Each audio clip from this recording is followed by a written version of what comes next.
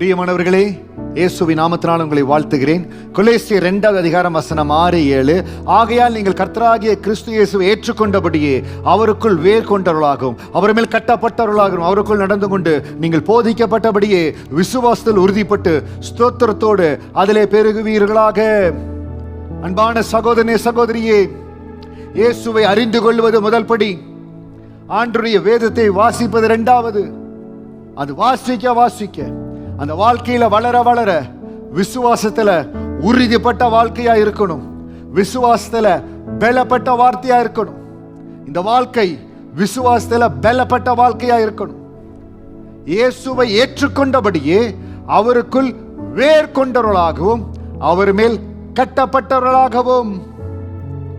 ஆண்டவரை தெரிந்த மாத்திரத்துல கொஞ்ச நாட்களுக்குள்ள அவருக்குள்ள வேர் பற்றணுங்க. வார்த்தையில நீங்க கட்டப்படணும்.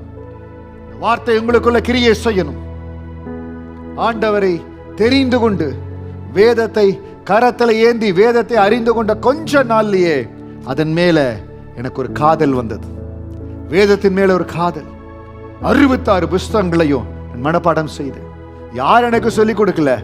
வாஞ்சை, ஆசை, அதிகாரமாய் தனித்தனியாய் தியானித்து வாசித்த வாஞ்சை. ஒரு சில வேத மனிதர்களை குறித்து வாசிக்கிற பொழுது ஆண்டவருக்காக இவ்வளவு செய்யறாங்களே, இதை போல நம்ம வாழ்க்கையில நம்ம வாழ்நாள் செய்யணுமே. அந்த வாஞ்சை இருக்க போய்தான் ரெகபோத் ஊழியத்துக்கு ஆண்டவர் தரிசனத்தை கொடுத்தார். பவுல் எப்படி அந்த நெருக்கி ஏவுகிற அன்பினால் கடந்து வந்தாரோ, இந்த ரெகபோத் ஊழியத்தினுடைய தரிசனமே அந்த நெருக்கி ஏவுகிற அன்பு. ஊழியத்தில் இருக்கிற இந்த ஊழியம் யாரையெல்லாம் சந்திக்குதோ அந்த நெருக்கி ஏவுகிற அன்பு, அந்த தொடுதல் அவர்கள் மேல வரணும். அதன் மூலம் உலகத்திற்காக சீஷர்களாய் மாறணும். இன்றைக்கு நீங்க எந்த அளவுக்கு ஆண்டவருக்குள்ள வேர் கொண்டிருக்கிறீங்களோ, எந்த அளவுக்கு கட்டப்பட்டிருக்கிறீங்களோ, அந்தபடிதான் உங்க விசுவாச அறிக்கை இருக்கும். உங்க விசுவாசத்துல எவ்வளவு உறுதி இருக்குதோ அதுதான் உங்களை அடுத்த நிலைகளுக்கு கொண்டு போகும். விசுவாசத்தில் உறுதிப்பட்டு ஸ்தோத்திரத்தோட அதிலே பெருகுவீர்களாக. ஏதோ ரட்சிக்கப்பட்டுட்டான் பாஸ்டர், ஏதோ வாழ்ந்து கொண்டிருக்கிற, ஏதோ வாழ அழைக்கப்பட்ட ஒரு அசால்ட்டான வாழ்க்கையில கிறிஸ்தவ ஜீவியம்.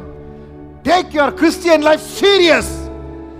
தேவனோடு நடக்கிற வாழ்க்கை யார் மிக கவனமாய் மிக ஜாக்கிரதையாய் எடுத்துக்கொள்ளுகிறார்களோ அவருடைய வாழ்க்கையில பரலோகம் பெரிய காரியங்களை செய்யும்.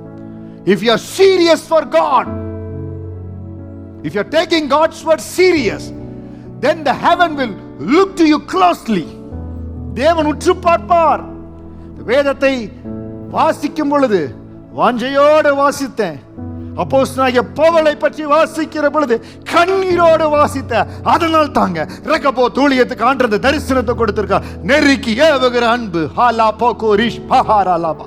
வார்த்தையை கேட்டுக்கொண்டிருக்கிற நீங்க கர்த்தர் கொடுக்கிற பாக்கியங்க. ஆண்டவரை சொந்த தெய்வமா ஏற்றுக்கொண்டிருப்பது. அவருக்குள் வேர் கொண்டவர்களாய் இருங்க. அவர்களை கட்டப்பட்டவர்களாய் இருங்க. விசுவாசத்துல உறுதிப்பட்டவர்களாய் இருங்க. பெரிய பெரிய தரிசனங்களுக்கு சொந்தக்காரராய் கர்த்தர் உங்களை மாற்றுவார். Take God's word serious. Take this Christian life serious. Make your walk with God enjoyable. ஆண்டவரோடு நடக்கிற இந்த பாதை சந்தோஷமா கடந்து போங்க. ஆண்டவர் உங்க வாழ்க்கையில மகிமைப்படுவார். பெரிய பெரிய தரிசனங்களுக்கு சொந்தக்காரராய் ஆண்டவர் உங்களை மாற்றுவார். God bless you.